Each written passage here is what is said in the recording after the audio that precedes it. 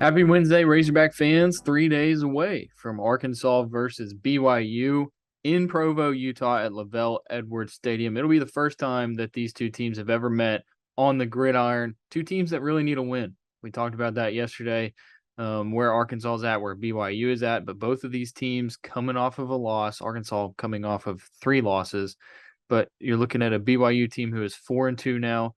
They've got losses to Oregon and Notre Dame. And, of course, Arkansas has 3 straight losses to A&M, Alabama, and Mississippi State. So we're going to talk about BYU, the team they are, the challenge that they present for Arkansas. We'll hit some headlines of what's going on with this Razorback football team as far as what we saw at practice, what we heard from some players, all that here on the Gridiron Hogs podcast today. I'm Mason Choate. I've got Robert, Stewart, and Alex Trader with me. We're from HawgBeat.com, HawgBeat.com. Go visit it. A lot of great content, basketball information, because that's getting started up. What BYU head coach Kalani Sitake said about Arkansas. That's always a popular story. Plenty of videos, podcasts. Alex has the recruiting stuff going on. All of that at HawgBeat.com. All right, boys. Let's hit the headlines. Let's talk about what happened at practice on Tuesday. Not really a whole lot, to be quite honest. Jaden Hazelwood's still in green. He's in green basically every practice, so that's not really news anymore. Matt Landers dropped a pass. It was a dot from KJ Jefferson. It was a 50-50 ball, threw it over the shoulder, was right in the bread basket. Landers dropped it. And then kind of like we heard earlier in the season, when he dropped that pass against South Carolina, I believe it was, he was really down on himself for like the next week. He dropped his pass, and you could tell he was down on himself going into individual drills. He wasn't going – it was almost like he was just moping around. And so he's got to figure that out, man. You got to make those catches too. Like even in practice, make that catch. That was my biggest takeaway from practice, which tells you that not a whole lot was going on. And then in fastball, one interesting note, Simeon Blair was playing at nickelback with the first team. So that could be interesting, moving Blair to nickel and then having Hudson Clark and Latavius Brini at safety. I mean, got to do what you can. Got to mix some stuff up, right, Robert? Right. I mean, we talked about it yesterday. I mean, you can't keep doing the same things and expect things to change for the better. So All right. good for them for trying something different. Yeah. Alex, we didn't talk to you yesterday, and Robert and I really just kind of talked about what does Arkansas got to do? Guys that got to step up for this team moving forward. You're halfway through the schedule. You're 3-3. There's glaring issues defensively. There's some glaring issues offensively. I need to bring up that stat that Stu Hog had. So, Alex, I'm going to let you talk about maybe some guys that you think should step up because we didn't get your opinion yesterday while I look for this stat. Yeah, really, it's both sides of the passing game. The offense hasn't been able to pass the ball effectively throughout or for an entire game throughout this season. You see bits and flashes where you like what's going on with the passing game, and then it's immediately stalled out by a trick play or a missed throw by KJ or a drop by a guy like Matt Landers. It's just not been consistent enough to go out and really expect to go be a 9-win team, an 8-win team.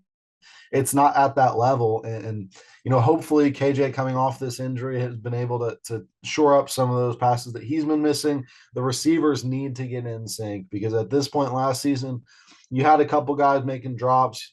Warren Thompson, one that comes to mind, but you also had Traylon Burks out there on the outside that was able to pick up a lot of that slack.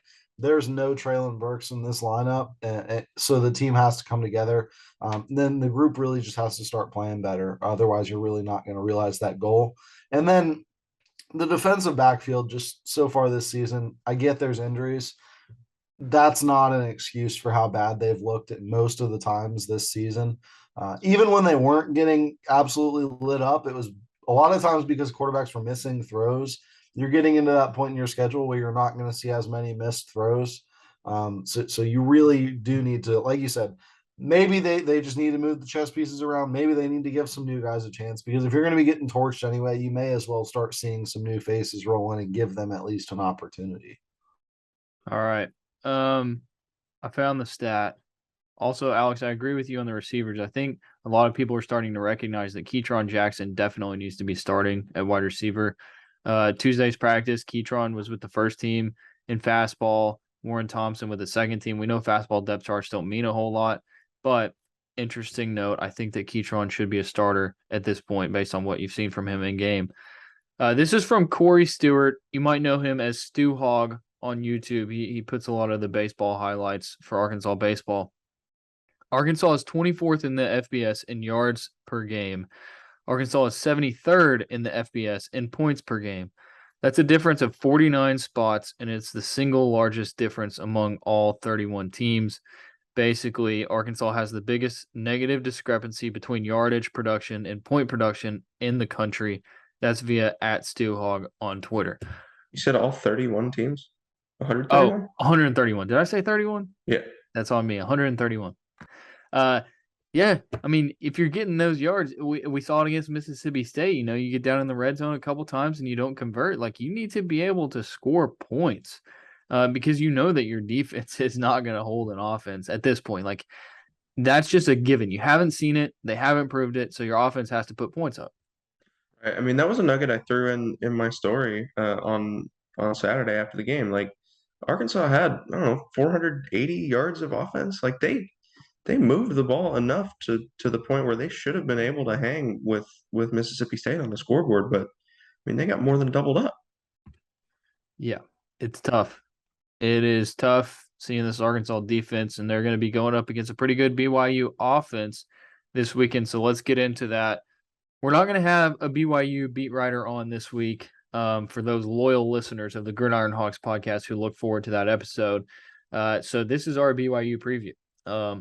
Now, here's the thing. We do not cover BYU football, so we're not claiming to be experts, but we have looked into some stuff, and we're going to give you some insight that you might not be able to get if you don't have the time or you don't want to. So, quarterback, Jaren Hall, talented quarterback. He's got just over 1,500 passing yards, 14 touchdowns, 2 interceptions on the season, completing 68.6% of his passes. So he's a talented quarterback. He's got a couple good targets as far as wide receivers go. Cody Epps leads the team with 25 catches, 298 yards, 5 touchdowns. He's their guy. He's their safety blanket. And then they've got a burner, Keanu Hill, averaging almost 20 yards per catch. He's got 334 yards receiving, and he's got some long catches as well, 4 touchdowns. So, I mean, another week, another talented quarterback that Arkansas is going to have to face, and a talented wide receiver core. You look at the quarterbacks that they have faced the past 2 weeks. I mean,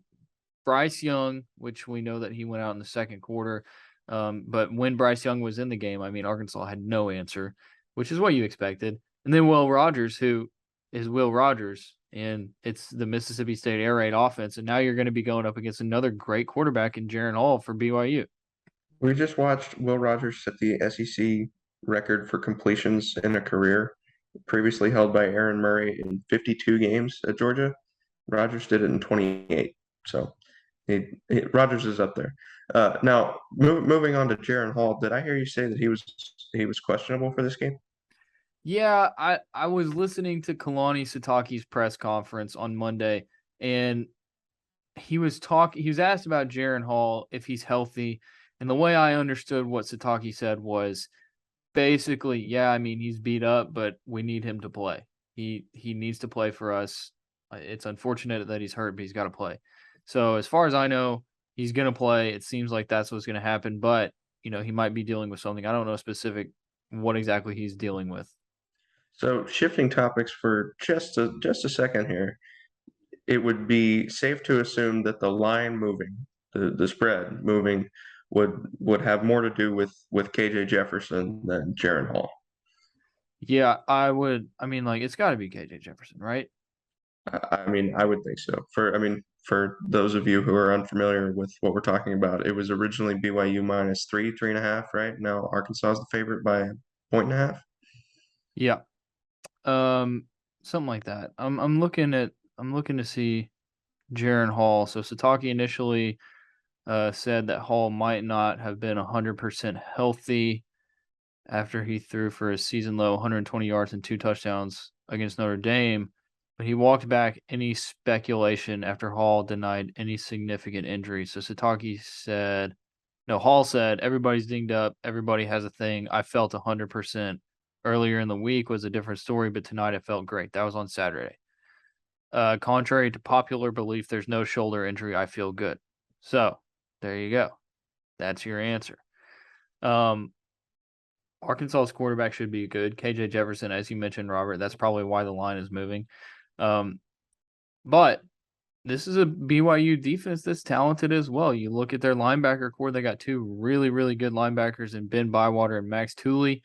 Between the two of them, 5 interceptions. They're the only players on that defense to have interceptions, and they got 5 of them apiece. Bywater leads the team with 46 tackles, Tooley 42 tackles. So, but I look at this BYU team, and you can score points against them. They don't have an all-world defense like in Alabama. Mississippi State had a really good defense. We know A&M as well. A&M, you look at their season as a whole, it's kind of tough, but they have a good defense. They don't give up a ton of points. But BYU, this is going down their schedule of points given up, 21, 20, 41, 24, 26, 28. So if Arkansas can outscore them, that's fine. But you also look at the points that BYU has scored, 50, 26, 20, 38, 38, 20. So, I mean, can Arkansas's defense do enough against this offense to win the game, Alex? Yeah, that's the real question. This offense at times, seems like it can really get going. You have to convert in the red zone, and I think that's the big thing. This BYU team has really struggled when it's played against, and I'd say this without a better word to replace it, but they struggle against really talented teams. Their wins come over South Florida, Wyoming, Utah State. The one outlier there is Baylor, and that game went to overtime. We're not really quite sure how good Baylor is this season. But against Oregon and even a Notre Dame team that lost to Marshall earlier this year, that they really, really struggled. Oregon more so, and that's a team that Georgia blew out of the water. So I'm interested to see what the competition level is going to look like when the game kicks off at 2:30 this Saturday. Just because I haven't been able to sit and watch a full BYU game, but I do think that their record and kind of the hype around them may be a little bit misleading, just because that they haven't necessarily fared well against top competition. I'm with you there. I really have no expectations considering that this is, an SEC team. Maybe it's a mediocre SEC team against a team that's not from the SEC. I mean, it's not a secret that Arkansas plays in the best league in the country. And then, something that Jordan Dominic and the guys we talked to Tuesday night were pointing out is that, the Cougars have an SEC-sized offensive line. They have the size of an SEC team, but do they have the talent of an SEC team? We'll find out. Yeah, BYU, another very experienced team, kind of like Arkansas faced against Mississippi State last week. But it's so tough with these out-of-conference games, especially in the middle of the season. Like I remember when they played Missouri State, you're basically learning a new team that you know nothing about. At least in the SEC, because you're covering an SEC team, you at least know something about the other teams at a minimum. I'm looking at total offense. Arkansas is number 24 in the country, BYU number 59. So they got them beat there. BYU definitely has Arkansas beat in total defense, though. So it's tough. I wonder what you guys think about the home field advantage, because this is going to be a sold out game. Looks like they're going to do a whiteout. BYU is going to be wearing custom uniforms. It seems like, at least on the BYU side of things, they're trying to give themselves every advantage that they can get. You wear a custom uniform, that's going to fire the players up. I mean, a whiteout is always cool, no matter where it's at. And then also, Homecoming. huh? It's also a homecoming for BYU. I did not know that. And then also a sold out crowd. I mean, like, we know Arkansas has been practicing with crowd noise inside the indoor facility, but it's going to be a tough atmosphere. It's probably going to be the toughest road test that Arkansas has faced. Like, no offense to offense to Mississippi State after their fans, the stuff that they came at me with. Brandon Walker leading the charge there. That was, I know, Alex, that's your man. boy too. What the heck? Get your boy. No, no. What happened there you saw his real response to what you said, and then he came back a little bit later and added his persona to it. It was perfectly executed. And credit to you, Mason. I texted you this on the side, but you weren't one of those, old heads who was going to get upset about it. You understood what was going on. You played along with it. So credit to you. Favorable impression of HawgBeat from Barstool, I'm sure. I think you can print that headline now. Yeah, for those who don't know, basically what I did was I posted on Twitter and I said, I'd like to update my SEC college town rankings, and I moved Columbia, Missouri up to 13 and dropped Starkville down to 14. And Brandon Walker works for Barstool. He's a Mississippi State guy. Originally, he was like, why'd you do this, blah, blah, blah. And then he came back a couple hours later and he said, go F yourself. So And doubled down on it. yeah, double down on it. It was funny, whatever. Like, I'm not going to take offense to it. I know that he's just doing his bit, like Alex said. But back to BYU. What do we think, guys? I mean, it's so tough to judge this because you don't. What kind of team is BYU? What kind of team is Arkansas right now? Arkansas's in desperation mode, but I feel like BYU kind of has to be too. If they lose this game, they're going to 3 losses. But if Arkansas loses this game, you drop under 500. I hate saying must win because every game should be a must win, but it's a must win game for both teams. It is. Like I said, I feel like I don't have a good grasp on what to expect for this game, but one thing is for certain, and that is that both teams feel desperate at this stage in the season. Like you said, both teams coming off a loss. Arkansas 3, of course, really don't want to drop under 500. That would drop the Razorbacks overall in the Sam Pittman era back to 500 after surpassing that mark with the bowl win and then building on it with the 3-0 start. It would be a tragic fall back to earth, it feels like. Yeah, I don't remember when we said this, but maybe it was yesterday, Robert.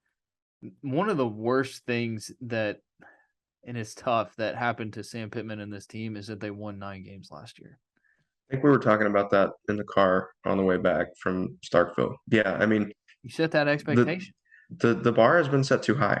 Like, the thing is, 8 wins is still attainable in the regular season to match their total from last year, right? 9 wins is attainable. Right, exactly. I mean, of course, that would require them to win out in the regular season, which seems difficult with the way that the defense is playing, but it could still happen. Like, the toughest part of the schedule is behind them. They've got to figure out that they're winners again. Yeah, I think for this team, if you can win this game going into the bye week, that would be huge. That would be huge. Alex, what do you think about that? Yeah, no, it would be massive. This team really is someone Sam Pittman said it. You don't hear it all that often, but Sam Pittman came out and said, we could really use a bye week this week, but we don't have one. We have to go out there. We have to play BYU. It's not an easy road environment to go to by any means. That being said, with at 1.5 point favorites on Bet Saracen, the books in this one think Arkansas is about a 4.5 point better team than BYU, given the fact, the home field advantage is generally somewhere around 3 points for bookmakers. It's something that's really, I don't know that I would peg Arkansas as 4.5 points better than a pretty good team that was in the top 25 last week, a team that's pretty good. Given what I've seen from the defense and the lack of offensive production. But if you're able to convert on those opportunities and you're able to really, guys, this defense isn't going to be, where it needs to be at the end of this week. We're not going to come away from Saturday and say, oh my God, the Arkansas defense is fixed. Extend Barry Odom, extend everybody on the defensive staff. What you can see is some improvement. You can see some adjustments being made. And as long as that happens and Arkansas is able to, take care of business offensively, I think that this staff and this fan base really have to go into the bye week happy and kind of gear up for that next stretch of opponents. All right, we're going to wrap it up here. But before we do, remind you about our friends at myperfectfranchise.net. Andy Luedecke is a longtime Rivals member and franchise veteran. He's owned multiple franchises and businesses, and he wants to use that expertise to help you do the same. so that you can be financially successful. He helps others find their American dream through a very thorough and free consultation process. Call Andy. Put your life and career in your own hands. You really will. 100% free. So what do you have to lose? It's a great opportunity, thorough process, like 9 steps to this process that helps you get matched up with the right business for you. And then you can be successful financially and you can be a franchise owner. Call him 404-973-9901 or visit myperfectfranchise.net. All right, we'll talk to everybody on Thursday.